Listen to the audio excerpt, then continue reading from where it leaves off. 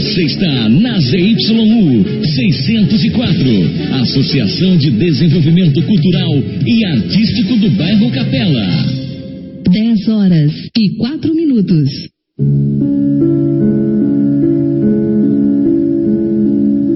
Está começando mais um programa, Momentos Espirituais, produzido pela equipe de comunicação do Centro Espírita Paulo de Tarso, Vinhedo.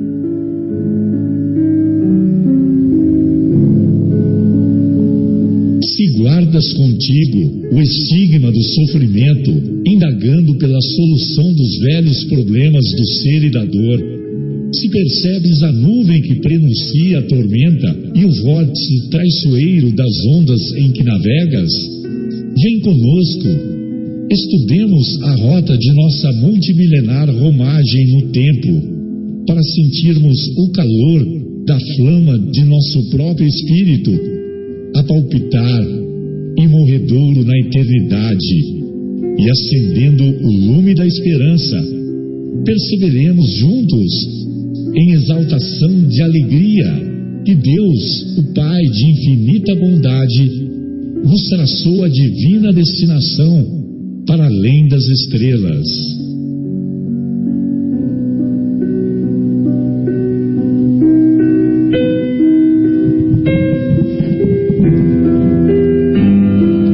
Boa noite a todos.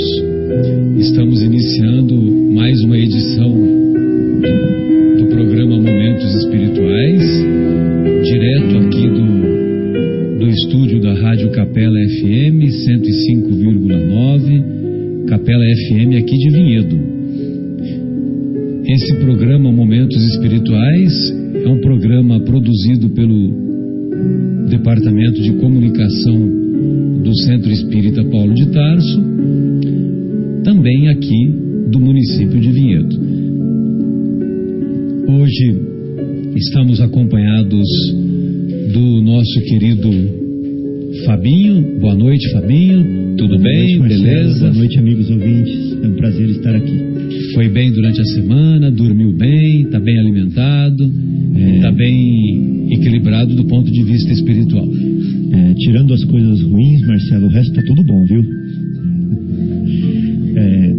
Brincadeira, né? Estou tentando me equilibrar a semana inteira, com alguns percalços, alguns momentos de dificuldade e outros de sucesso. Que maravilha! E acompanhados também do nosso querido Marcos Melo, que hoje está debutando, né? A Van Premier também é da década de 70, né, queridos? Na nossa mesa de som. Boa noite, Marcos, que maravilha. Boa noite a todos os amigos, os ouvintes também. Que possamos aí conduzir o nosso programa da melhor forma possível, passando um pouco dessa mensagem bela do nosso Mestre Jesus, através dessa doutrina linda que é o nosso Espiritismo. Uma boa noite para um bom programa a todos nós, se Deus quiser. Muito bem, e hoje, dando continuidade ao nosso estudo, nós vamos estudar e desenvolver um pouco os temas relacionados ao capítulo 15º de O Evangelho segundo o Espiritismo, capítulo intitulado Fora da Caridade não há salvação. A doutrina espírita tem essa característica de considerar que não é fora do Espiritismo que não há salvação. A bandeira principal que a doutrina espírita prega é: fora da caridade não há salvação. Salvação não no sentido, naquele sentido antigo, né? Que se nós não estivermos do lado de Deus, que nós seremos, que nós estamos no abismo, etc., nas trevas, etc. Salvação é no sentido de evolução, ou seja, se nós não estivermos envolvidos com a prática da caridade, nós não haverá evolução espiritual, não haverá educação, não haverá disciplina, não haverá um caminhar seguro pelo trilho que nos conduzirá à perfectibilidade. Nós, quando saímos das mãos do Criador, cada um dos espíritos que foram criados por Deus, nosso Pai, ao saírem das mãos do Criador, nós fomos criados simples e ignorantes. E ao longo das inúmeras reencarnações, nós vamos adquirindo conhecimentos, vamos adquirindo virtudes, vamos nos elevando, vamos evoluindo até que nós alcancemos a perfeição, até que nós sejamos capazes de, aliando o conhecimento à prática das virtudes morais, sejamos capazes de um dia sermos aquilo que o Mestre Jesus veio ser e mostrar e demonstrar para nós aquilo que ele realmente é. Ou seja, o nosso guia e modelo, o guia mais perfeito e o modelo e que serve de modelo para a humanidade terrestre. Evidentemente que não temos a pretensão de considerar que alcançaremos o patamar de Jesus na próxima encarnação, por exemplo, e muito menos nessa. Mas um dia nós seremos como ele. Muito bem. E nesse capítulo 15 é um capítulo muito empolgante, porque neste capítulo encontra-se a parábola do bom samaritano. Eu, para falar a verdade, Fábio e Marcos, eu não sei qual parábola que me toca mais profundamente. Ou a parábola do bom samaritano ou a do filho pródigo, né? Essas duas aí realmente. E hoje, ouvindo um comentário do nosso querido Rossandro Klingen, ele disse que o perdão, a prática do perdão é pré-requisito para tudo. E eu fiquei refletindo, rapaz, e é impressionante, né? Que sem perdão nós não saímos do lugar, né? Então, quer dizer, a parábola do filho pródigo é impressionante, né? A capacidade, o coração repleto de perdão do pai daquele filho que abandona, né? Que abandona a família e que vai esbanjar o dinheiro e depois volta um indigente moral, né? Volta como um indigente moral. E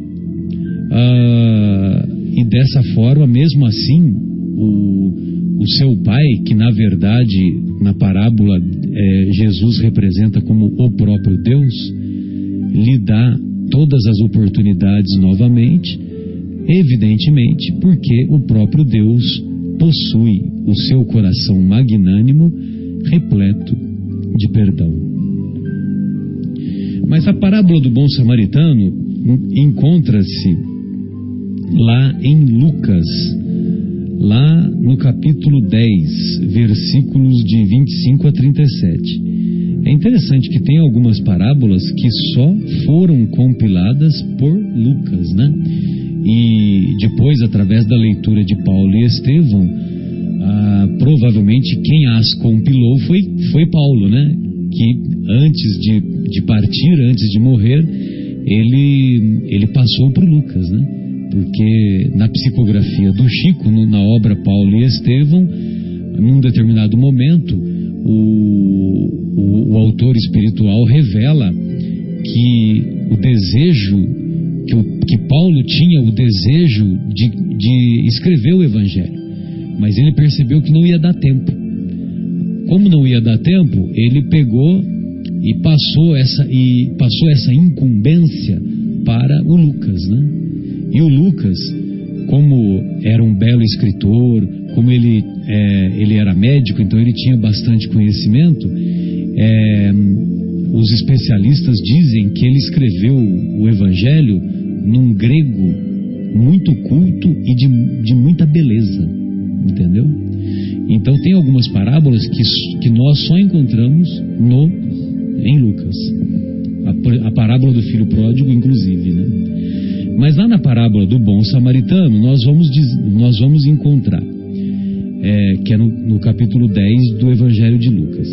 Então, levantando-se, disse-lhe um doutor da lei para o tentar: Mestre, que preciso fazer para possuir a vida eterna?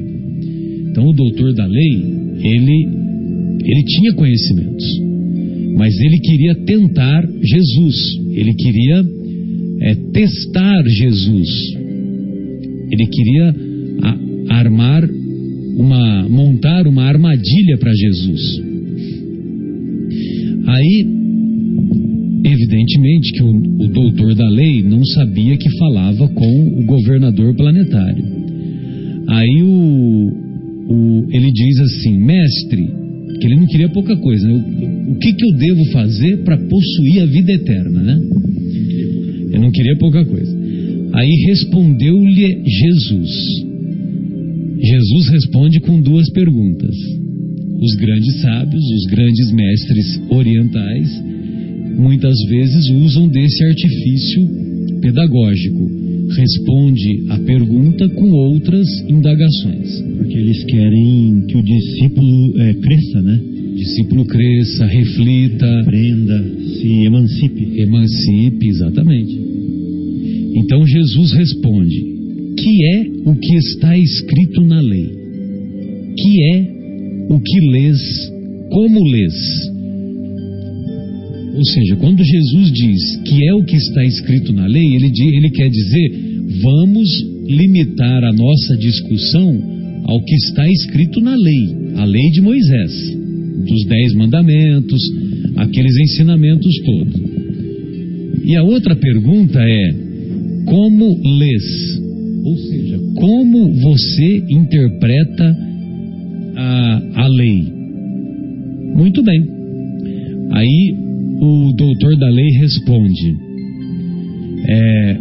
O doutor da lei foi montar uma armadilha, né, para Jesus. Só que chegou lá, ele se viu na posição inversa agora, né? Ou seja, ele fez a pergunta para Jesus, Jesus devolveu duas outras indagações, e agora ele, que foi para testar Jesus, ele agora estava sendo testado. Ou seja, que é o que está escrito na lei? Como lês? Aí o doutor da lei responde.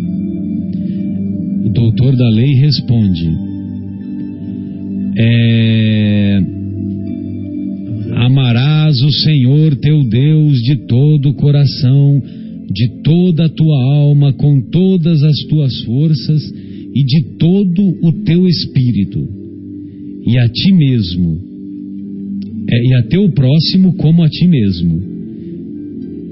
Jesus lhe responde: respondeste muito bem, faze isso e viverás. Então, olha só, né? Parece uma conversa meio maluca, né? O doutor da lei chega para Jesus, faz uma pergunta. Aí Jesus responde a pergunta fazendo duas outras indagações. E aí o doutor da lei que foi testar Jesus estava sendo testado, e ele acaba respondendo a pergunta que ele mesmo fez. Olha só que coisa, parece um negócio meio esquizofrênico, né? Não é à toa que é o mestre, né? Pois é. Aí, e é aquilo que o Fábio fez, né? O que o Fábio disse, que os mestres orientais, eles respondem com outras indagações justamente para estimular o discípulo a se emancipar, a evoluir. Muito bem. Aí ele responde: amarás o Senhor teu Deus de todo o coração, de toda a tua alma, com todas as tuas forças e de todo o teu espírito, e a teu próximo como a ti mesmo. Disse-lhe Jesus: respondeste muito bem, faze isso e viverás. Olha só que legal. E no contexto, vale ainda uma explicação, que no contexto dos judeus, sempre vale a pena recordar que Jesus era judeu, tinha hábitos judeus, a sua cultura era a cultura judia, e a língua predominante que ele falava era a língua hebraica. Então todos os costumes de Jesus eram costumes hebraicos. Muito bem.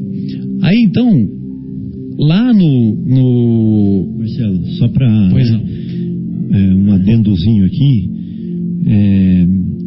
algumas correntes dizem que Jesus falava o aramaico também, porque eles foram capturados, né? O hebraico e o aramaico. Isso, em exílio e tal. Então vamos, só para não ter... Assim, para esclarecer. Para esclarecer, não, né, tá certo. que ele falava os dois idiomas.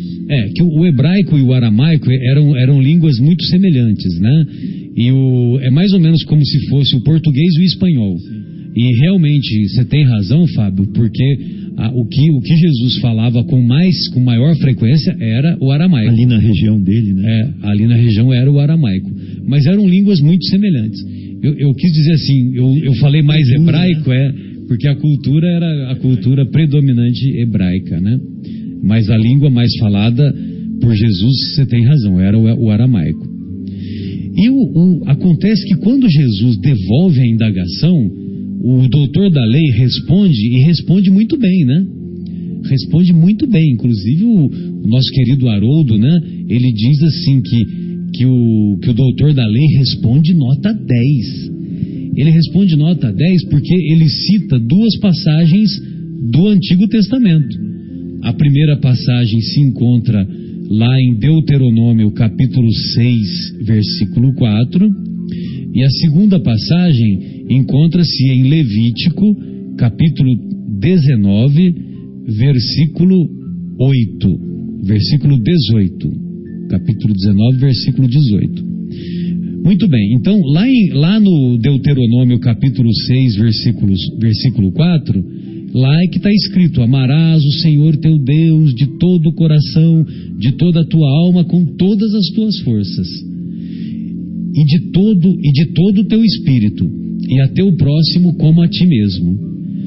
Só que eles entendiam que amar a Deus de todo o coração para eles, diferente do que nós pensamos hoje, para eles era a sede da inteligência. Não era a sede da inteligência e do sentimento. Não era só a sede do sentimento, como a cultura ocidental hoje encontra-se em predomínio, né? Então, amar a Deus de todo o coração você tem que fazer coisas em nome de Deus. De toda a tua alma, fazer coisas. Então, por isso que eles se reuniam, eles faziam as festas, eles faziam sacrifício de animais, que era a cultura da época, mas era em nome de Deus. E com todas as tuas forças, né? Com todas as tuas forças, você tem que, inclusive, fazer uso das coisas materiais para beneficiar a Deus e ao próximo. E a outra passagem, amarás a teu próximo como a ti mesmo, encontra-se em Levítico, capítulo 19, versículo 18. Muito bem. Amarás a teu próximo como a ti mesmo. Marcelo, só aí a gente já vê que o doutor da lei era muito estudado. Era, né? Muito estudado, muito preparado. Porque ele juntou dois livros diferentes, ele juntou dois ensinamentos que estão em dois lugares diferentes no Antigo Testamento. E juntou os dois num só mandamento. Então você vê que isso já era uma coisa que os hebreus estudavam e que eles já tinham como conceito. Já tinham isso em mente, exatamente. Porque Jesus não acrescentou, ele colocou, ou seja, ele não falou que estava errado, ele falou, é isso mesmo, né? Ele só acrescentou, faça isso e viverás. Então, ou seja, Jesus concordou com a resposta dele, né? E para ele ter dado essa resposta, ele deve ter estudado muito, Por isso que num determinado momento o mestre diz que ele não veio destruir a lei, né? Todos nós nos recordamos, né? Não vim destruir a lei, mas dar-lhe cumprimento, né? Muito bem. E a resposta dele, então, Jesus parabenizou, né? Falou, respondeste muito bem. Faze isso e viverás. Porque uma coisa é responder, outra é fazer, né? Exatamente. Isso mesmo. Não adianta ter na cabeça e não põe em ação, né? Estou falando isso para mim mesmo. Para cada um de nós, né?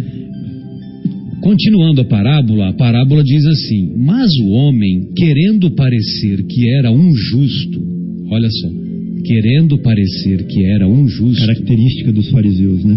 Exato. Diz a Jesus: quem é o meu próximo? Aí é que está a armadilha que ele montou, né, para Jesus. Quem é o meu próximo? Jesus, tomando a palavra lhe diz. Então, Jesus, como é um mestre, né?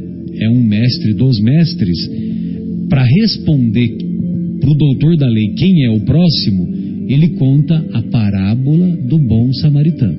Mas antes de entrar na parábola, vale a pena nós recordarmos que antes, quando você vai ler o Evangelho de Lucas, um pouco antes de Jesus contar a parábola, teve um acontecimento.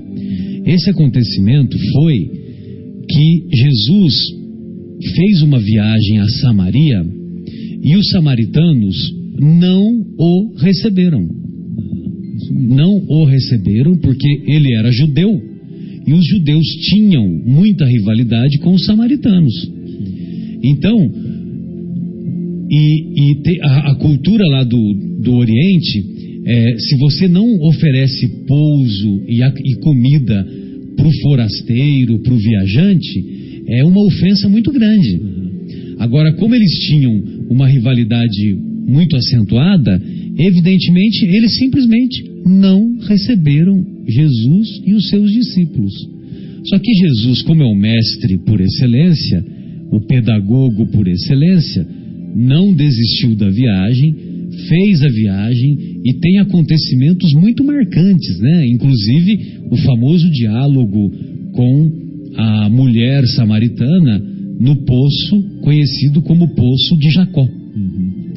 E é um diálogo maravilhoso, né? Vale a pena ver essas passagens lá no Evangelho de Lucas e em outros evangelistas também, porque lá nós vamos encontrar conceitos belíssimos. Mas acontece que o João ficou muito indignado dos samaritanos não terem recebido. E como eles tinham muita rivalidade, num determinado momento, está lá no Evangelho, né? João falou assim: mestre, quer que nós lancemos fogo, quer que nós oremos a Deus para que Deus lance fogo sobre os samaritanos? Ou seja, havia uma tradição muito acentuada que quem não oferecesse pouso para os forasteiros, que as pessoas amaldiçoavam e desejavam que pegasse fogo naquele lugar, né? Nossa. Exatamente. Então você imagina, João, discípulo de Jesus, né? Falar um negócio desse, né? Aí, lógico que Jesus fala que o Filho do Homem não veio para separar, né? Mas veio para unir os corações. Então, evidentemente que Jesus não permitiu que João fizesse tal oração, né? Porque vai que é atendido, né? Já pensou? Olha só que esquizofrenia coletiva, né? João pede a Deus e Deus atende, né? Só faltava, né? Muito bem. Bom, mas João realmente fez essa pergunta, né? Se ele queria, se o mestre queria que ele, João, fizesse uma oração a Deus para lançar fogo sobre os samaritanos. Aí eles fizeram a viagem, chegaram a Jerusalém. Quando eles chegam a Jerusalém, vem o doutor da lei com as indagações, né? Aí essa última indagação, ele pergunta para Jesus: mas quem é o meu próximo? E aí também tem uma outra explicação. Tinha uma corrente dos fariseus que consideravam que o próximo era só os judeus. Então, se você é judeu, você é meu irmão. Aí eu te ajudo. Você está numa dificuldade, eu vou lá e te ajudo. Agora, se você não é judeu, se você é grego, se você é romano, se você é hindu, se você é africano, então eu não preciso te ajudar. Entendeu? Se você é de Louveira, então eu não preciso te ajudar. Se você é de Valinhos, né? Aí eu não preciso te ajudar. Só quem é de Vinhedo. Quem é de Vinhedo eu vou ajudar. Só quem é da minha comunidade eu chamo de irmão. Exatamente. Então esse é o conceito que a maioria dos fariseus tinha. Só que havia uma outra corrente, que é a corrente de Hilel. O Hilel é o avô de Gamaliel. Gamaliel é o grande mentor do Paulo, né? Grande mentor do Saulo de Tarso, né? O rabino Saulo, né? Recebeu as educações de Gamaliel. E o Hilel era avô do Gamaliel. Então essa corrente que começou com o Hilel dizia que não, que o meu próximo, inclusive no texto original, está como irmão, né, no texto original. É por isso que eu falei irmão. Exatamente. Então, quem é o meu irmão? Aí ele diz que Abraão, quando recebeu os forasteiros, ele tratou os forasteiros como irmãos. Então não interessa se o cara é de Louveira, é de Indaiatuba, é de Itatiba, é de Santa Rita do Sapucaí. Não interessa. Todos são irmãos. Então, se você pode ajudar aquele irmão, você vai lá e estende o irmão. Também não interessa se é corintiano, se é do partido político A, do partido político B, do partido político 37, né? Porque são 37 partidos políticos do nosso país, né? Tô te falando, é a esquizofrenia coletiva, né? Você acha que tem cabimento 37 partidos? Você acha que tem 37 ideologias diferentes? Sabe? Mas tudo bem, aí já é uma outra discussão, né? Fica para a próxima semana.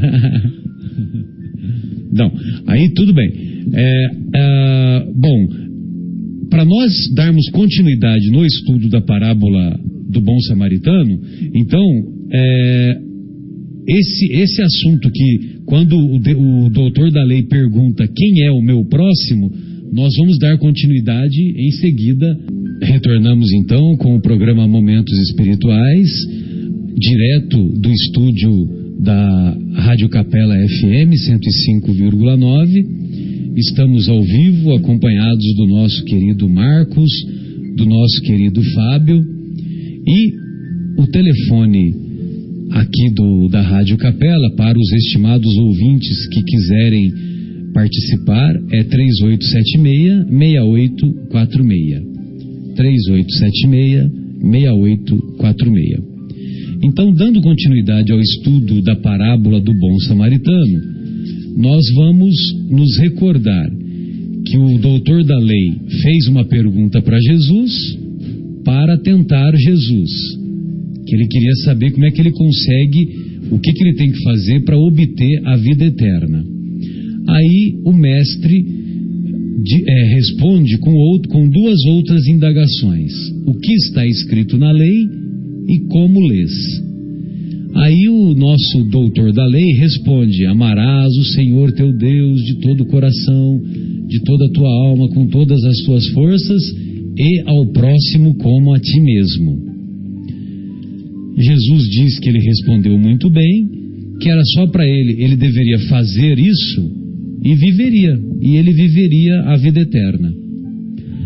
E o homem, querendo parecer justo, faz uma outra indagação: quem é o meu próximo? Aí nesse momento é que Jesus responde à pergunta do doutor da lei, contando a parábola do bom samaritano. Um homem que descia de Jerusalém para Jericó caiu em poder de ladrões, que o despojaram, cobriram de ferimentos e se foram, deixando-o semi-morto. Aconteceu em seguida que um sacerdote, descendo pelo mesmo caminho, ouviu e passou adiante. Um levita, que também veio àquele lugar, tendo-o observado, passou igualmente adiante.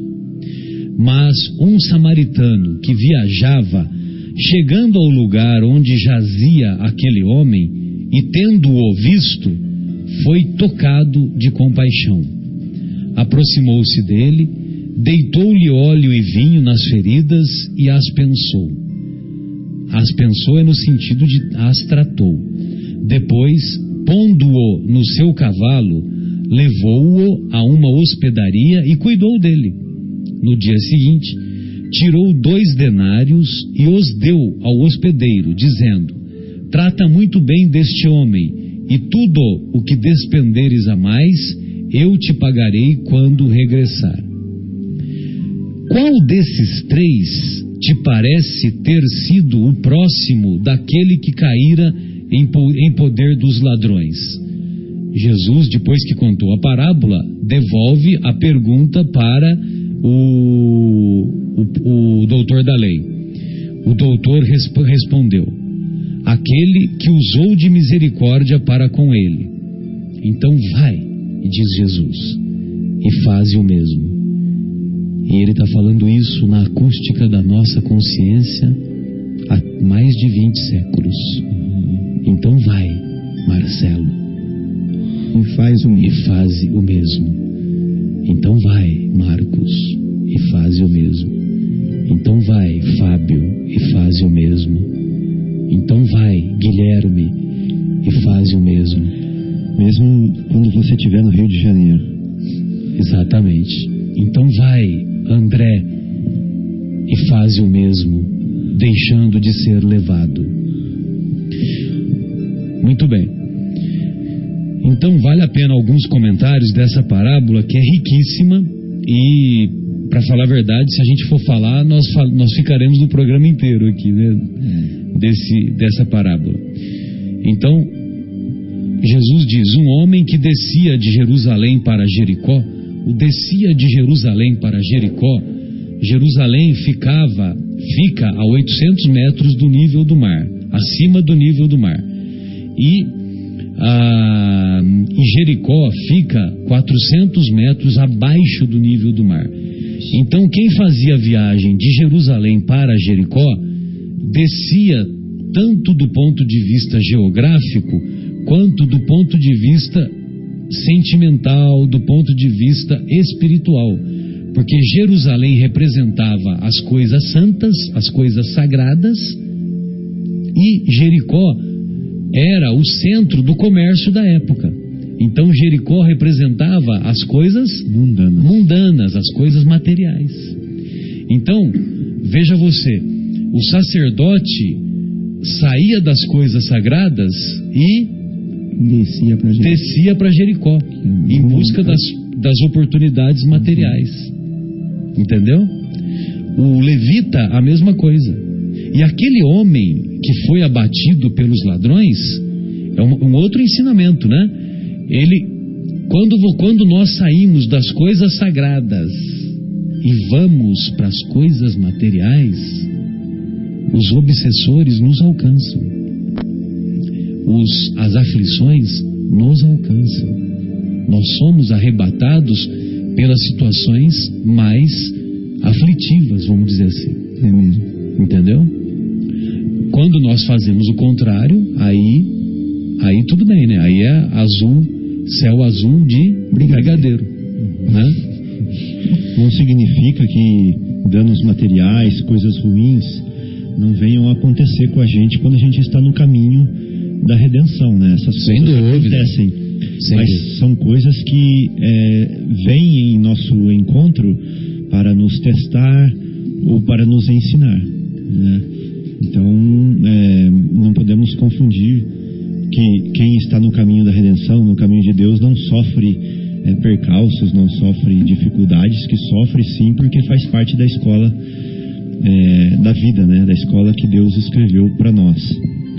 Mas o Marcelo está se referindo às pessoas que estão no caminho contrário, que estão descendo, que elas sofrem sim assédios morais, que elas sofrem sim danos morais, né? E com consequências por causa dos seus atos e não consequências educativas. No fundo, até acabam sendo educativas, né? Porque ele vai aprender que ele não deve fazer mais daquela forma, mas ele poderia ter evitado. Beleza, Fábio. Muito legal, muito bem explicado. E até pois como não, Marcos? você falou, né, traçando aí um paralelo, né, de você descer de Jerusalém para Jericó, daria 1.200 metros, não é isso? Exato. É a mesma coisa você sair da praia e ir para Campos do Jordão, que está numa altura de 1.200, né? Acho que em torno disso, né? Ou seja, nós estamos aqui, São Paulo está 730 metros acima do nível do mar. Você vê que é árduo também o caminho dos dois lados, tanto do figurativo quanto do materialmente falando, né? Geograficamente, subir 1.200 metros, escalar 1.200 metros não é fácil. E chegarmos também à parte espiritual requer nossos esforços, né? Porque não é fácil. Né? Imagina você. Descer é fácil, subir é difícil. Imagina você, José de Anchieta, Manuel da Nóbrega, né? Que foi o Emmanuel, quando eles chegaram lá em São Vicente. Aquela mataiada toda. E subiram para o Planalto, né? 700 metros no facão. No facão. Muito bem. Então, o descia de Jerusalém para Jericó merece essa reflexão. Aí, aquele homem caiu em poder dos ladrões e ficou semi-morto, além de ter os seus pertences suprimidos, né, roubados. E o que aconteceu? O sacerdote, que tem conhecimento da lei, tem conhecimento espiritual, o sacerdote viu aquele homem. Só que o homem estava meio semi-morto. E ele ensanguentado. Então ele não identificou se era um judeu ou não, porque provavelmente ele pertencia àquela corrente da maioria dos fariseus que consideravam que se é judeu, tudo bem, eu vou ajudar, é meu irmão. Se não é judeu, eu não vou ajudar. E tem outro também, né, Marcelo? Esse ponto aí é importantíssimo, mas outro ponto é assim, se ele tocasse em sangue, ele poderia ficar impuro. Exatamente, tem esse detalhe de ele se tornar impuro, aí ele teria que fazer um ritual de pureza, que era uma coisa importante para eles na época, etc, né? Então, ele fez de conta que não viu, achou melhor dar prosseguimento como se não tivesse visto. Agora, quem somos nós para julgar o sacerdote? Quantas vezes na nossa caminhada nós vimos, né, pessoas necessitando de um abraço, necessitando de 5 minutos da nossa atenção. Não estou nem falando comida, não estou nem falando levar para o hospital, nada disso. E nós agimos de forma indiferente. Nós estamos batidos. Um simples bom dia?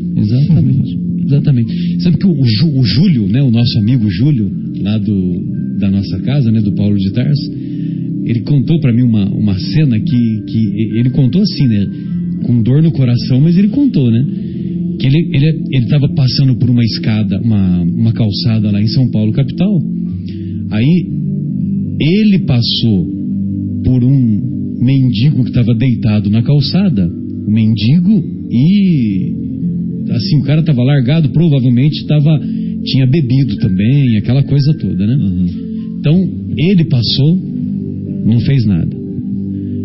Um padre passou, não fez nada.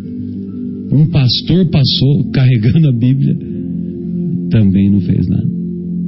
Então ele, espírita, né? Não estou dizendo, também só estou comentando que ele mesmo comentou conosco. Ele reconheceu, ele lembrou da parábola. E ele lembrou da parábola.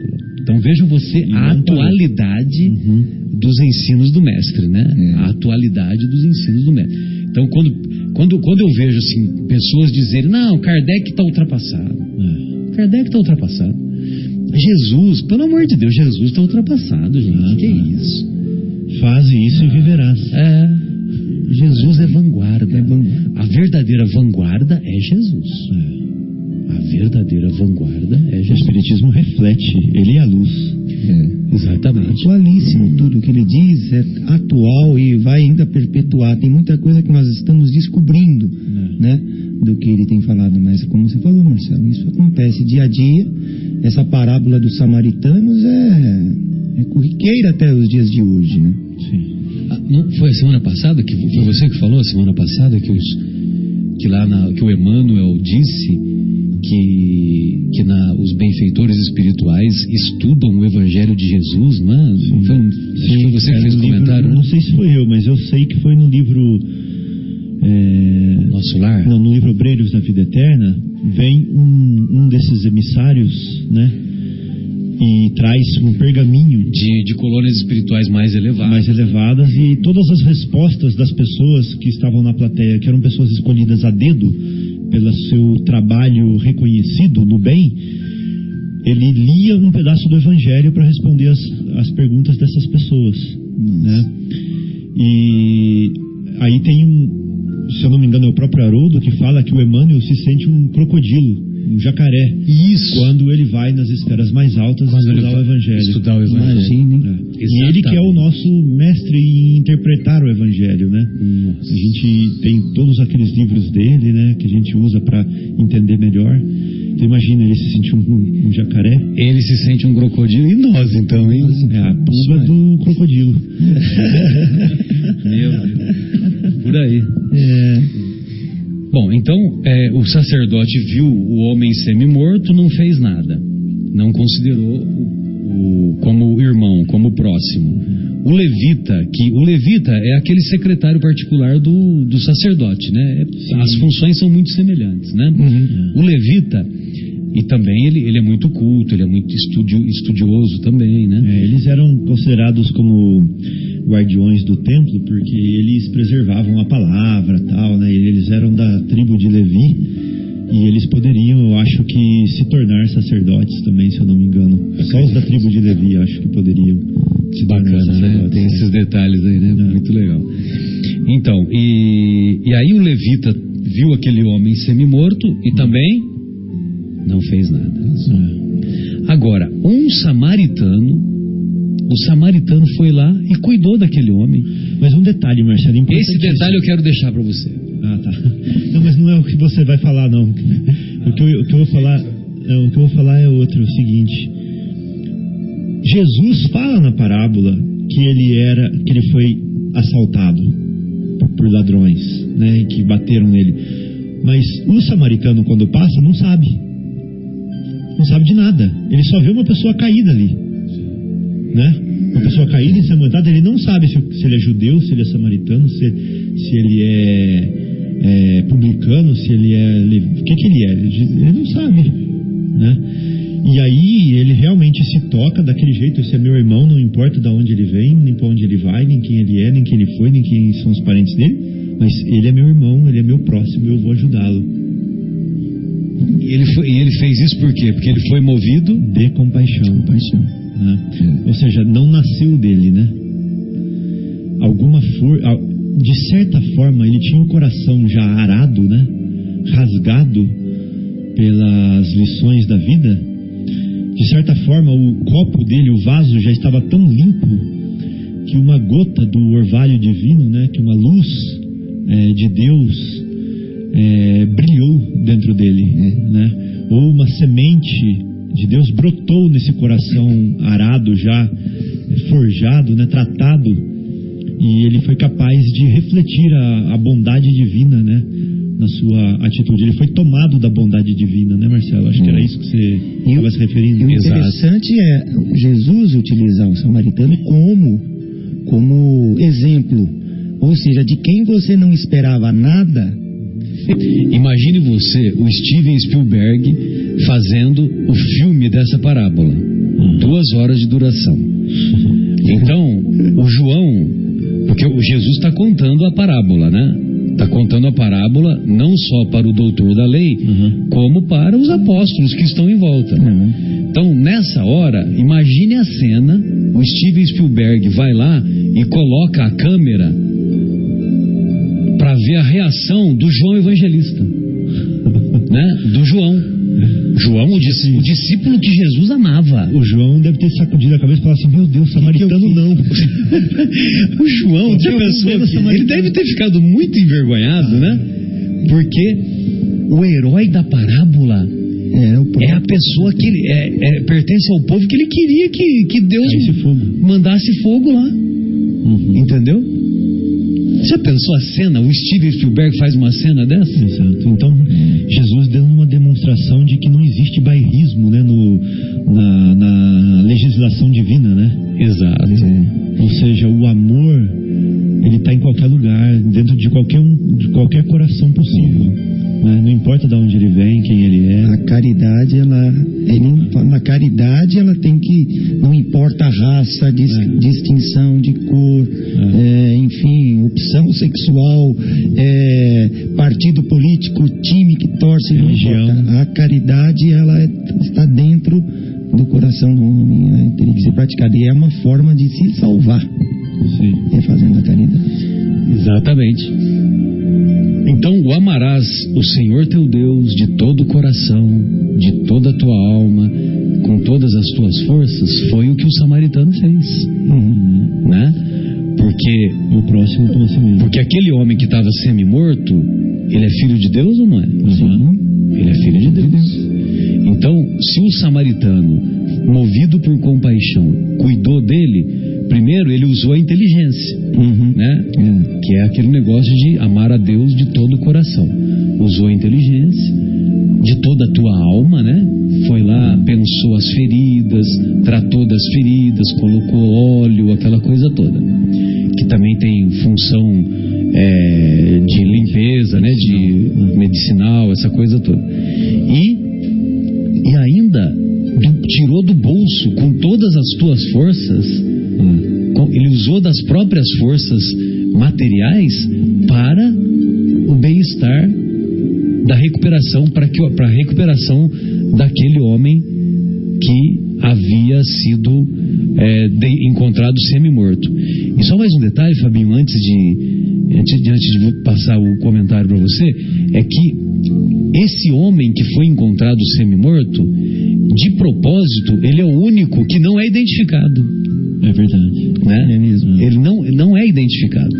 Porque Jesus só fala um homem. Um homem. Pois não, desculpe. Não, eu só ia falar que esse dinheiro que ele deu, né, já que você falou de toda a sua força, 2 denários, acho que 1 denário, se eu não me engano, era um dia inteiro de trabalho, né? Naquela época. Exato. Então ele deu um valor significativo. De 2 diárias de trabalho. Exato. E mais do que isso, tudo que ele tinha. Tudo que ele tinha. Tanto é que ele falou que na volta eu passo e pago o resto, se precisar. Perfeito. Então ele deu realmente todas as forças dele ali. Todas as forças.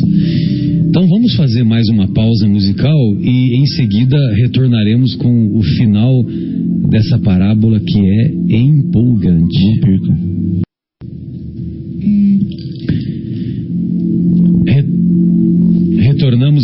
Retornamos então com o programa Momentos Espirituais, direto do estúdio da Rádio Capela FM aqui de Vinhedo, 105,9, e os estimados ouvintes considerem-se convidados a participar para eventuais dúvidas, eventuais questionamentos, críticas, elogios, gostaríamos de ouvi-los. E estamos aqui dando continuidade ao estudo da parábola do bom samaritano.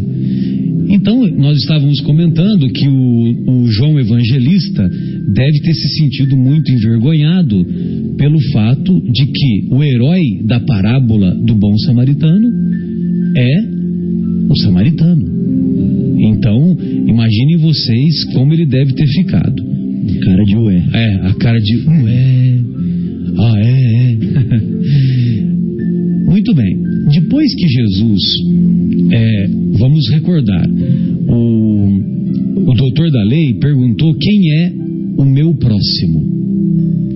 E ele perguntou porque ele queria colocar Jesus numa dificuldade, porque, se Jesus falasse que o meu próximo é todo mundo, o meu irmão é qualquer pessoa, independente se é grego, romano, judeu, samaritano, qualquer nacionalidade, se Jesus falasse isso para ele, ele fala, bom, você pensa assim, a minha corrente não pensa assim, o meu irmão para mim é só o judeu.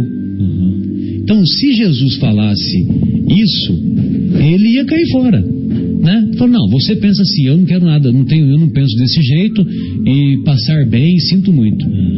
E poderia até arrumar uma confusão com Jesus, que era o que ele queria, pelo fato de que Jesus não pertencia ao conceito da maioria dos fariseus, que a maioria considera irmão apenas os judeus.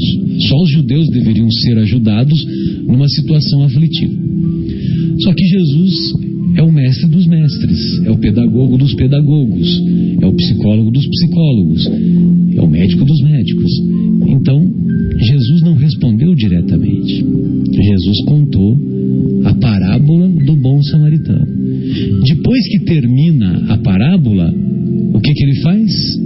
Ele devolve a pergunta de novo, Fabinho. É demais, né, cara? Ele é demais, né? Só os grandes mestres para fazer isso, né? Aí ele devolve a pergunta para você.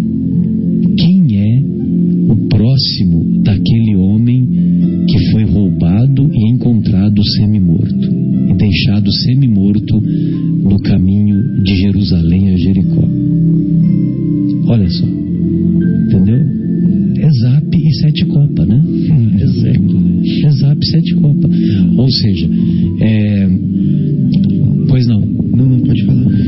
Então, aí, o doutor da lei não responde diretamente que era o samaritano, porque eles tinham tanto ódio entre si, que ele não fala abertamente, foi o samaritano.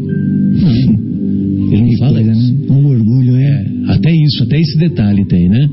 Então ele responde o homem, aquele que agiu de misericórdia com aquele homem que foi encontrado semi-morto. Aí Jesus responde para ele: muito bem, faz isso e viverás. Então vai, diz Jesus, e faz o mesmo. Então vai, doutor da lei, e faz o mesmo. Então vai, Marcelo, e faz o mesmo. Que é o que nós estamos ouvindo há 20 séculos, no recesso das nossas consciências, né? Pois não, Fabinho, quero ouvi-lo. Quero construir um raciocínio aqui. Fica à vontade. Um pouquinho difícil. Ajudá-lo-ei, se for preciso. Peço ajuda. Que é o seguinte: nós já vimos aqui no programa de rádio que o contrário do amor é o egoísmo, né? Ou seja, o contrário do amor não é eu sei que você quer chegar, mas eu vou dar a minha contribuição. Então vai, seus 50 centavos. O contrário do amor não é o ódio. Não é o ódio. O contrário do amor é a indiferença. Então isso eu aprendi com o pessoal da psicologia. E o egoísmo tá dentro, né? Não, a indiferença mas é resultado do egoísmo. Isso. Só que a indiferença é uma somatória, né? Então vem egoísmo, orgulho, vaidade, né? Porque veja bem, as nossas fraquezas morais. Eu posso ser indiferente a uma situação, mas isso é uma manifestação de alguma coisa que está lá dentro de mim. E a raiz dessa coisa é o egoísmo. Ou seja, a fonte primária desse sentimento de indiferença é o egoísmo. É o sentimento raiz, né? Lá no fundão da alma.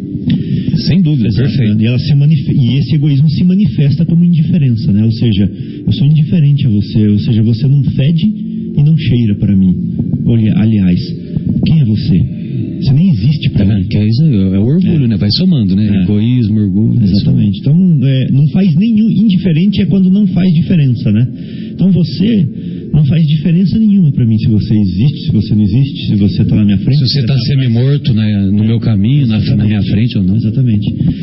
Então, é interessante Jesus falar o seguinte, que quem tem próximo é porque tem amor. Olha só que interessante. A primeira lei não é amar a Deus sobre todas as coisas? E a segunda que ele coloca em seguida, que é a mesma coisa, ele fala assim, amar ao próximo como a si mesmo. Mas e se não tiver próximo? Então você não consegue a lei completa. Na verdade? E para ter próximo, o que você precisa? Enxergá-lo. Viver em sociedade, você não pode ficar isolado, não pode ter um comportamento egocêntrico. Exatamente. Então, para ter o próximo, você tem que ter o sentimento de amor, né? De se importar com o outro, de ter misericórdia com o outro, ter compaixão pelo outro. Isso. Ou seja, não pode, qual foi a palavra que você usou? Não pode ser indiferente, na verdade. Ou seja, aquela pessoa tem que ter significado para você. Então, olha só. Então, Jesus está falando o seguinte, que quem sente que tem um próximo, quem faz alguma coisa pelo próximo, é a pessoa que está cumprindo o mandamento, né? Que vai ser salvo, né? Que viverá, né? Que deve, que está seguindo a Jesus. Olha que interessante isso. Então, não é o seguinte, Marcelo, você está aqui na minha frente agora, Marcos, você está aqui do meu lado. Vocês são meus próximos? Depende.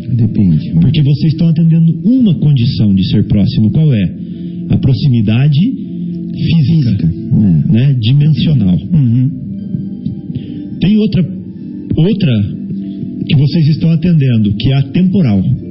Porque o Marcelo pode estar ali onde ele está ontem e eu estar aqui hoje. A proximidade física é a mesma, porém no tempo estamos longe, porque ele esteve aqui ontem, eu estou aqui hoje, entendeu? Apesar dele ter estado naquela cadeira ali e eu estar nessa cadeira aqui, mas foi em dias diferentes, então não teve proximidade temporal.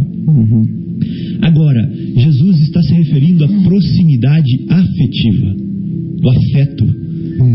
Olha só que interessante. Quem foi o próximo do que estava caído? Aquele que se moveu de afeto, aquele que se moveu de amor.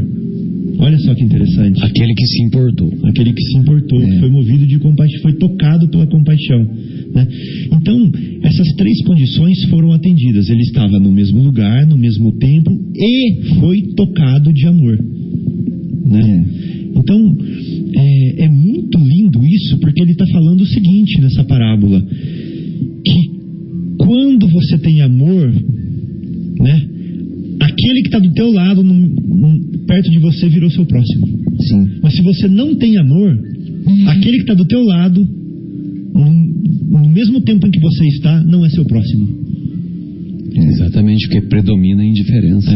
Então antes eu achava que era o contrário, que eu achava que o caído era o próximo do samaritano.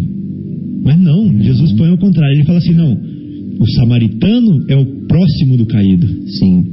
Olha só que interessante que ele fala. Porque foi o samaritano que criou a proximidade, que foi tomado de compaixão, né? Então quando eu chego num doente, eu faço ele ser meu próximo se eu estiver tocado de compaixão. Senão eu não faço ele ser meu próximo. Olha só que interessante. Então é eu que crio o próximo. Eu achei muito legal esse raciocínio. É uma coisa assim também, a gente não precisa ver o próximo sofrendo para torná-lo como próximo, né? Também, evidente que esse caso dessa parábola do bom samaritano, ele usou isso como um exemplo para criar essa situação, mas, por exemplo, até houve aquele acidente da Chapecoense, enfim, né? E o povo se compadeceu com aquela situação de toda uma cidade, dos familiares deles, teve oração e tudo mais, porque em cima de uma tragédia houve um movimento, né? Esse movimento, ele não precisaria ter a tragédia para que ocorresse. Essa compaixão, ela tem que ser natural. Você olhar o próximo, levar o seu filho que está na sua casa ali, com compaixão, também não precisa que a gente olha, né?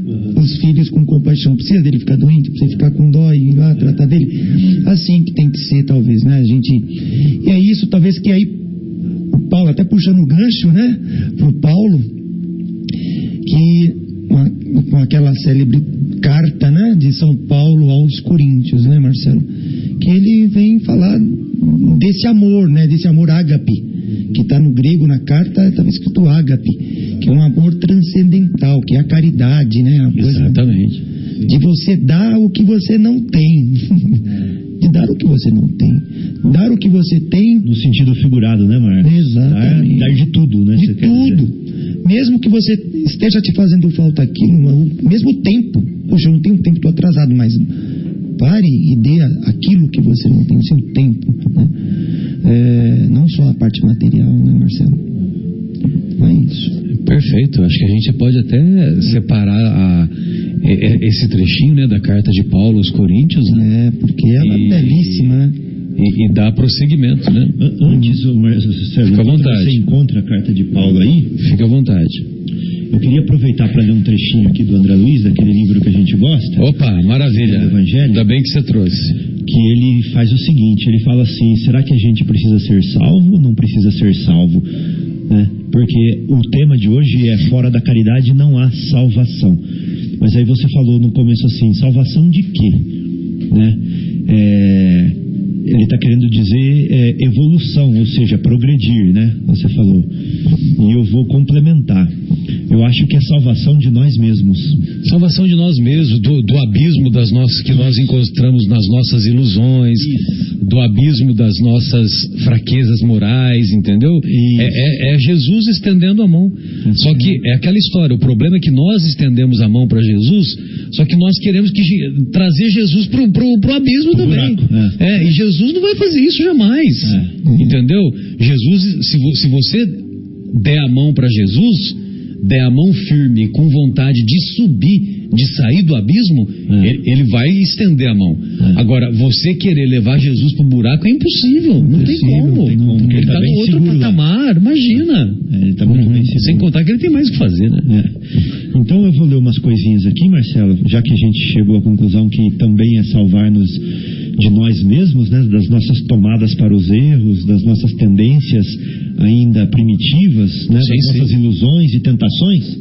São tantas ilusões perdidas na lembrança. Um abraço para o meu irmão que se chama Fagner. Olha, legal. É mesmo. Sério mesmo? Você tem um irmão chamado Fagner? Exato. E é em homenagem? Ao cantor? Sim, sim. Nossa. Eu acredito que sim, né? Meu pai era fã do Fagner. O laço dos meus olhos. Legal. Então, olha só, Marcelo. Você tem recursos, tá? Olha só, então você tem cultura, Marcelo. Mas você ensina os ignorantes? Meu Deus. Né? Então, a comparação é o seguinte, ó, diante do mundo, conquistando glórias e vantagens, você é aplaudido como vencedor. Certo? Viu, Marcos? Você também. Eu não, tá? Então, diante do mundo, conquistando glórias e vantagens, você é aplaudido como vencedor. Então, você tem cultura. Palmas para o Marcos. Ele tem cultura. Palmas para o Marcelo. Para mim, não. Mas a pergunta é, e você ensina os ignorantes? Aí, você é aplaudido por Jesus. Olha a diferença. Se você só tem cultura, mas não ensina os ignorantes, então você é aplaudido pelo mundo. Agora, se você ensina os ignorantes, você é aplaudido por Jesus. Pode parar o programa, bicho. Para mim, pode acabar o programa agora, eu vou embora. Bonito, né?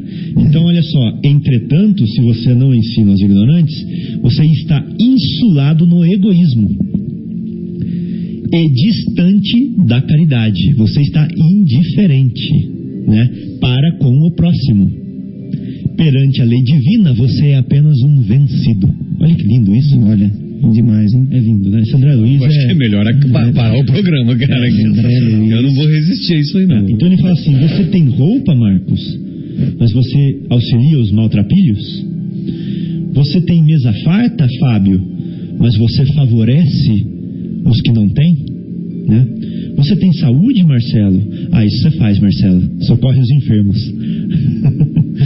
Você tem privilégios, mas ajuda os deserdados? Você tem poder, mas pensa nos desvalidos? Tem família? Essa daqui vai doer em nós, hein? Mas protege os órfãos? Você tem amigos, mas visita os solitários? Tem alegria e ampara os tristes? Tem equilíbrio e orienta os incautos? Tem fé e atende os descrentes? Olha que interessante essa. Tem esperança, mas conforta os aflitos?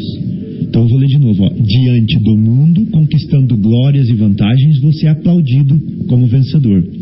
Entretanto, insulado no egoísmo e distante da caridade para com o próximo, perante a lei divina, você precisa ser salvo. Você é um vencido. Então é só pra gente ver. Meu Deus. Então é só pra gente pensar se nós precisamos ser salvos ou não. Com certeza. Né? E aí, Marcelo e Marcos, no Evangelho segundo o Espiritismo tem uma mensagem de Paulo de Tarso, que fala, uma frase que ele fala é a seguinte, ó: a caridade é o facho de luz que nos guia no deserto da vida. Meu Deus. Olha só, a caridade é o facho de luz que nos guia no deserto da vida. Por quê? Nós não estamos perdidos nas nossas ilusões? Nós não estamos distraídos? Né? Nós não estamos no nosso primitivismo ainda? Então a caridade é o facho de luz que nos guia no deserto da vida. Solta a gente no deserto e fala assim, vai, acha a cidade. Você não acha. Pode esquecer. Se não tiver um guia, um farol, uma luz, ou um norte, uma bússola, você não chega. Tchau. Né? Então a caridade, o Paulo de Tarso fala agora, ele falou em 1850 e poucos, no Evangelho segundo o Espiritismo, falou que a caridade é o facho de luz que nos guia. E Camões fala assim, Marcelo, navegar é preciso, viver não é preciso. Não, mas aí é o nosso querido Fernando Pessoa. Fernando Pessoa. Então beleza, vamos pegar a essência, eu pensei que era Camões. Fala assim, viver é preciso, né? Navegar é preciso, viver não é preciso. Ou seja, não tem precisão. É um jogo de palavras. Viver tem que esclarecer. Exatamente, viver não tem precisão, ou seja, não é preciso. Exatamente. Não tem precisão. Por quê? Porque a gente fica perdido, né? Fica perdido por o que eu faço, qual que é o certo, qual que é o errado. A caridade é o facho de luz que nos guia no deserto da vida, né? Então é maravilhoso isso. E esse estudo de hoje vem falar o seguinte: fora da caridade, meu amigo, você está desnorteado. Você não sabe para que lado ir no deserto da vida. Você está no escuro. Está perdido. Você pode ser aplaudido aqui, como você leu aqui. Exato. Você está falando da caridade, mas você está aparentemente vencendo. Mas perante a Deus você é um vencido. Exatamente. Então, olha que profundidade isso, né? Então, para nós três que estamos aqui, principalmente, porque quem está fazendo o estudo é quem mais precisa aprender. Sim. A caridade tem que ser o lema de nossas vidas, o guia de nossas vidas, né? É nela que nós temos que nos basear, seguir e pautar a nossa vida, senão nós vamos estar perdidos. Exatamente. Então eu achei muito profundo, pertinente, e acho que amanhã a gente não vai conseguir sair fazendo caridade do fundo do coração já. Mas podemos começar agora, né? Não precisa deixar amanhã. Isso que eu queria falar. Nós não vamos conseguir já sair fazendo caridade e vamos achar assim, mas eu sou muito imperfeito, eu tenho muitos problemas. Então, eu vou falar uma frase que está escrita no livro Libertação, de André Luiz. Questão de fazer o bem ou de fazer o mal é um problema de direção. Você vai nessa direção ou você vai naquela, né? Comece trabalhando com o Cristo aqui e agora, né? Essa é um lema que eu acho que a gente tem que seguir. Falar assim, tá bom, eu fiz tudo o que eu fiz, eu estava no caminho errado. Não, então agora eu vou começar a fazer certo e pronto. Mas é que a gente, assim, às vezes, desculpa, Marcelo, quem ouve a palavra caridade, une essa palavra a uma ajuda material, né? De cara você já pensa assim, e não é assim. Não, né? Não é só isso. Não é muito mais do que como até o médico Marcelo, né? Que estudou, é uma profissão, recebe por isso, nada impede também de fazer um trabalho social, vai lá de atender alguém, enfim. Isso é dispor do tempo dele para ajudar outra pessoa, sem materialmente estar envolvendo dinheiro ou ajudar, não. O tempo dele vai ser para ajudar outra pessoa. E, como você até falou, Marcelo, olhar para uma pessoa com um olhar de amor, cruzando a calçada, falar um bom dia. Às vezes a pessoa quer conversar com você, você receber a pessoa, conversar, ouvir o que ela tem a dizer, né? Pode ser um ato, sorriso, um olhar carinhoso. Um olhar carinhoso é um ato de caridade. Um sorriso, né? Bom dia. E depois tem as beneficências. Então, às vezes, a pessoa confunde o que é beneficência com a caridade. É você ajudar alguém. Eu tenho de sobra na minha casa um monte de roupa, né? Essas roupas que estão sobrando, eu vou dar para uma instituição de caridade. Estou fazendo caridade. Ou levar para uma família que você sabe, ou né? Ou levar para uma família. Está precisando. Eu estou fazendo uma beneficência, porque essa roupa, para mim, ela está mais. Agora, quando eu tiver um agasalho e ver alguém que está passando frio, eu tirar esse agasalho meu, sem segundas intenções, evidente, mas com amor, com paixão, e entregar meu agasalho para aquela pessoa, daqui a pouco eu vou estar em casa, eu vou me agasalhar. Você vai ficar a madrugada inteira passando frio aqui? Toma meu agasalho. Isso é a caridade, né? Você, mesmo que você sofra um pouquinho do frio, deixou a pessoa, né? Precisa de ouro para enxugar uma lágrima, Marcos? Não. Então, o amor custa? Também não. É a coisa mais barata que tem, é o amor, né? Você entregar o amor. Então, quando você dá um abraço, quando você enxuga uma lágrima, né? Quando você conforta, você está dando daquilo que você tem de verdade, né? Que é seu mesmo. Exatamente. E não daquilo que está na sua posse, né? Isso é caridade. É a coisa mais singela, mais profunda. É o amor posto em, como você fala, Marcelo? Agora acho que vem Paulo de Tarso. Amor em ação. Em ação. Amor em ação. Exatamente. Essa é a caridade. Muito bom. A hora do Paulo, eu acho, hein? Eu não sei se você quer fazer uma última pausa e a gente vamos termina. Depois entrar diretamente na carta de Paulo. Então vamos aqui um outro intervalo musical. Retornamos então ao programa Momentos Espirituais, programa transmitido ao vivo aqui do estúdio da Rádio Capela FM, Vinhedo 105,9, cujo telefone é 3876-6846. E aí, Fabinho, nós chegamos então naquilo que o nosso querido Paulo de Tarso definiu e o nosso querido Marcos havia adiantado, que é o amor ágape, né? Os gregos na época de Jesus, as cartas de Paulo, em sua maioria foram escritas em grego, né? Em sua maioria foram escritas em grego. Só a carta aos Hebreus que foi escrita em hebraico ou aramaico, né? Mas provavelmente hebraico. E foi a única carta que foi escrita pelo próprio Paulo. Tanto é que se você pegar a carta aos Romanos, lá no finalzinho da carta aos Romanos, no capítulo 15, começa as despedidas, né? Então o Paulo começa a mandar um abraço pro fulano, um abraço pro cicrano, um abraço pro beltrano, né? Sabe aquele negócio que eu já falei isso aí, né? Que o Maguila fazia, né? O Maguila, quando ganhava a luta lá na década de 80, um abraço pro meu tio, um abraço pra não sei quem, né? Aí o Paulo começa a falar, né? Um abraço pra fulano, pra cicrano. E eu, Tércio, quem escreveu? O Paulo ditava a carta, o Tércio é quem escrevia. E eu, Tércio, também mando um abraço pro fulano de tal. Ele também queria mandar um abraço, entendeu? Olha que coisa legal, né? É demonstrado, né, que não era o Paulo que escrevia. Que não era o Paulo ditava, né? E é legal isso também, porque Paulo usava esse artifício, porque ele dizia que se lhe faltasse a inspiração, outros que estavam juntos teriam a inspiração, outros complementavam, né? Olha só a humildade dele. Humildade, né?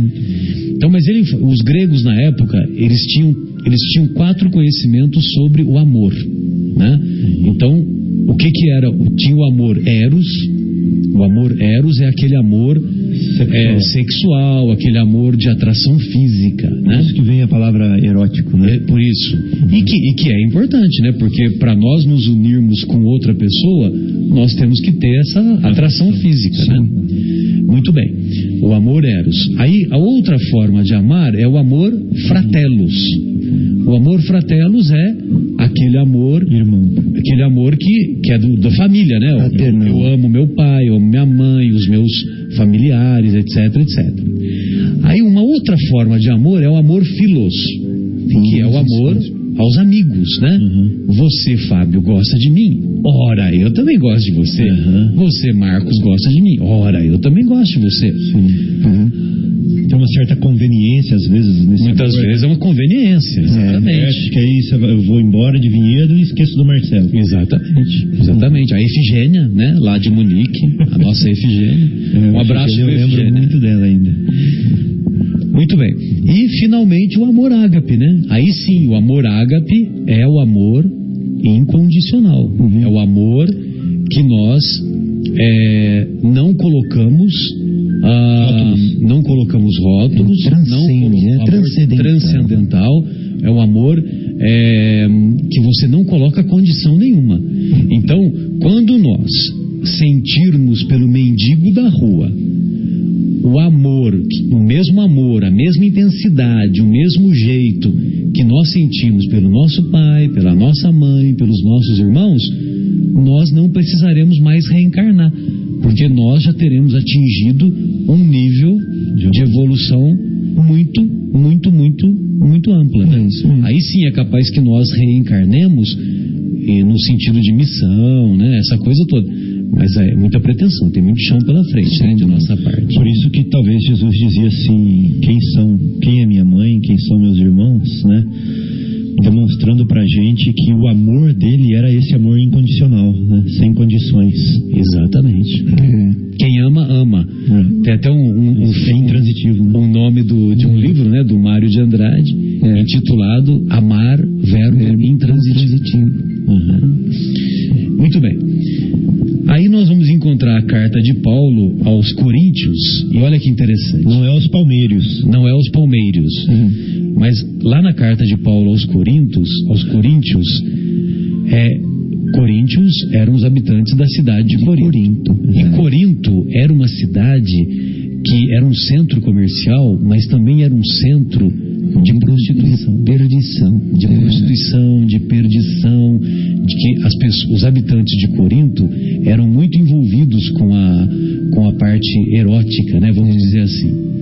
Então, o Paulo escreve a mais bela carta relativa ao amor, justamente para a população que precisava aprender a sublimar a energia erótica. Exatamente. Né?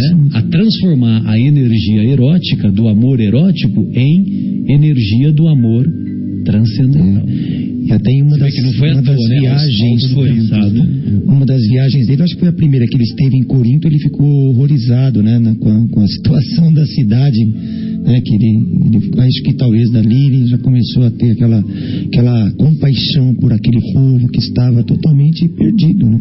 Havia denúncias, né? O Haroldo fala que havia denúncias, eu não me lembro se tinha no Paulo Estevão isso, viu, Fabinho? Né, que o Haroldo, num determinado momento, ele fala que o Paulo recebia denúncias de pessoas que era muito comum incesto lá em Corinto. Nossa. Entendeu? Então eu não sei se isso está nas cartas de Paulo, né? Porque o Haroldo leu todas as cartas, mas essa referência eu não me lembro que se encontre lá no Paulo e Estevão, né? No Paulo e Estevão eu não me lembro. Mas lógico que se o Haroldo falou, não que, né? Ele deve ter lido algo ele deve ter uma fonte, né? Uma fonte. Você se lembra de qual cidade que veio o Estevão? Corinto, né? Exato. Paulo começa o livro Paulo Estevão narrando como é Corinto, como né? é Corinto. As ruas com aqueles pedregulhos bonitos. As ruas de Corinto eram de mármore. Lindo. As ruas centrais de Corinto eram de mármore. Isso está no primeiro parágrafo de Paulo e Estevão. Estou lembrando aqui agora. E isso, bem lembrado, viu? E isso é a prova intelectual da imortalidade. Porque o Chico Xavier escreve: as ruas centrais de Corinto eram de mármore. Não, as ruas centrais de Corinto eram suntuosas.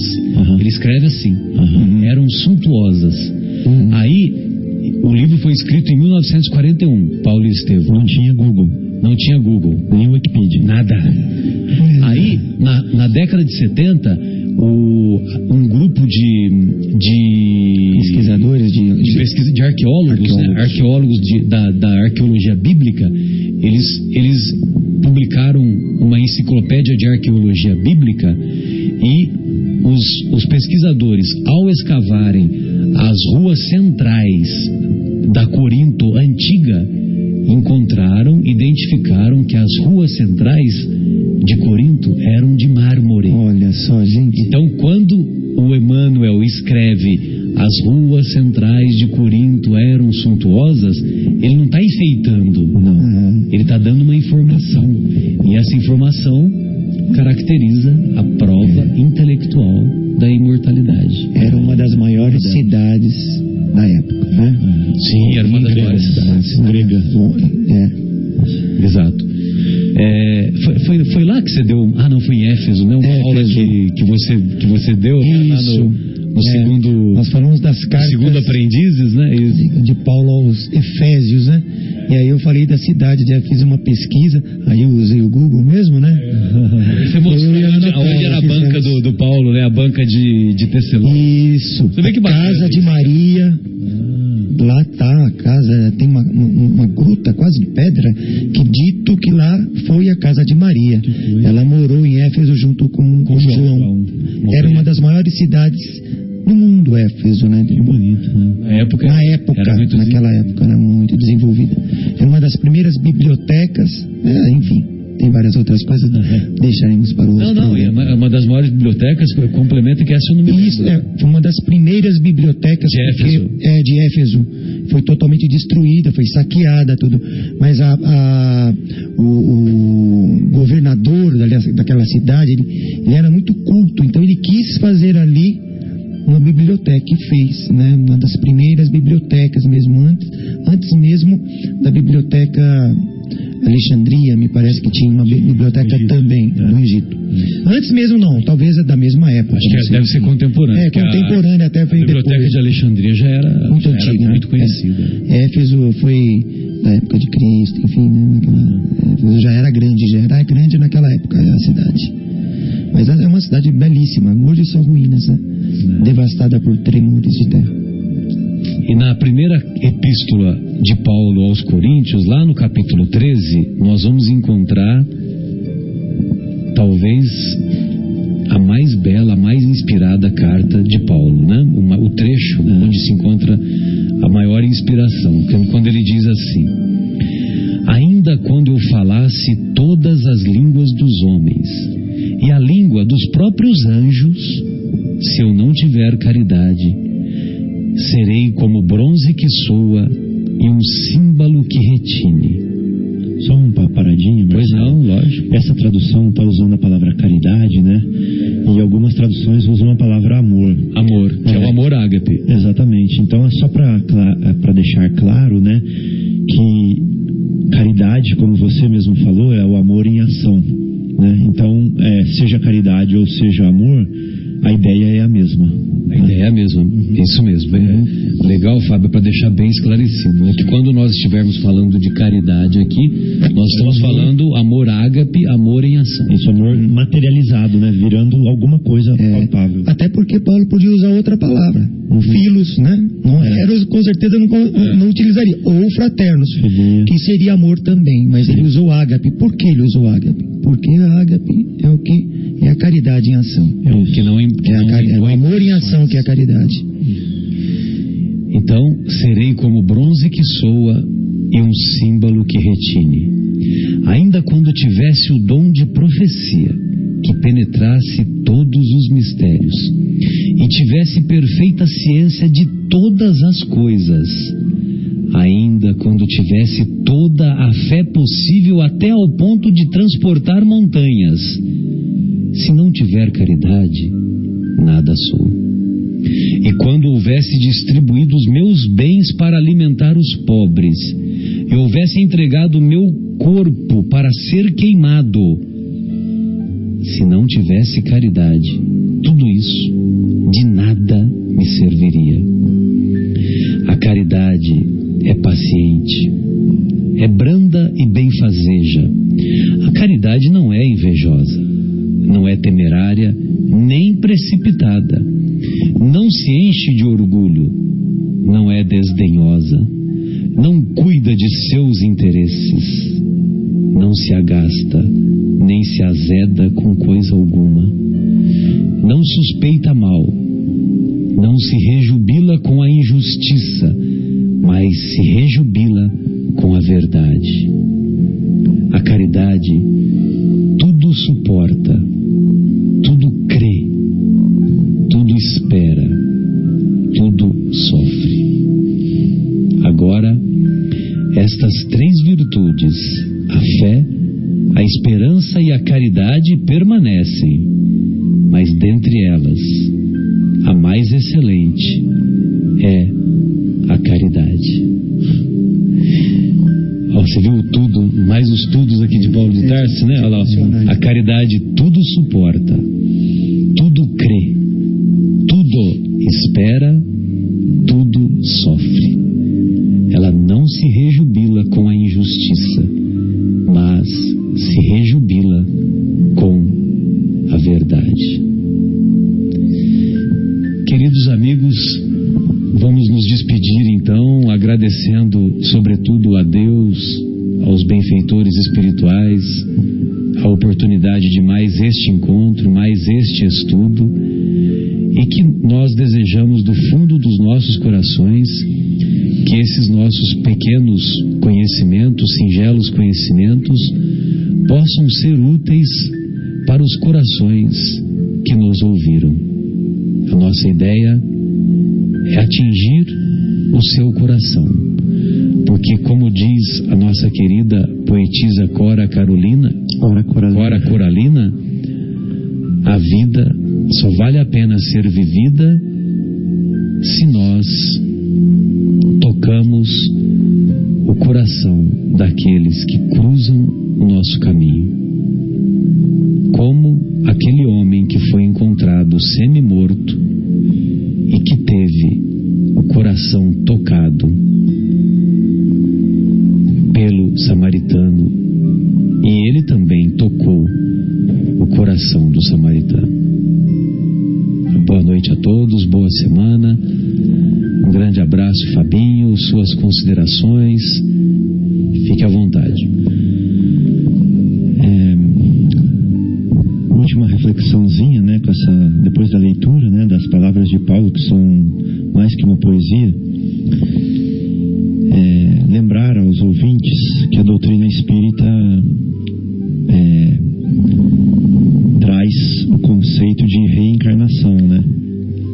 Ou seja, em uma vida somente, que seja 100 anos, nós não conseguimos desenvolver todas as virtudes para habitar no seio de Deus, né? Nós estaríamos ainda impuros e não teríamos a capacidade de vibrarmos junto com Ele. Então nós precisamos de muitas experiências para buscarmos essa aproximação com Deus. E eu estudei algumas coisas nessa vida, né? Aprendi matemática, física, um pouco de química, biologia, história, geografia, aprendi coisas do trabalho, etc. Todas essas coisas eu vou esquecer quando eu vir a habitar um novo corpo, que vai começar de um espermatozoide se juntando com um óvulo, ou seja, formando um ser de uma célula, né? Nós vamos, que é o óvulo, nos multiplicar em diversas células e chegar nessa complexidade que é o nosso corpo hoje. E obviamente que todo esse conhecimento que eu tenho adquirido, que não é muito, mas que me custou, né, nessa vida, eu vou ter perdido, mas aquele sentimento que eu consegui desenvolver dentro de mim, o amor em que eu me tornei, fica, né? Essa é a minha propriedade. Eu sou esse amor que eu me tornei, né?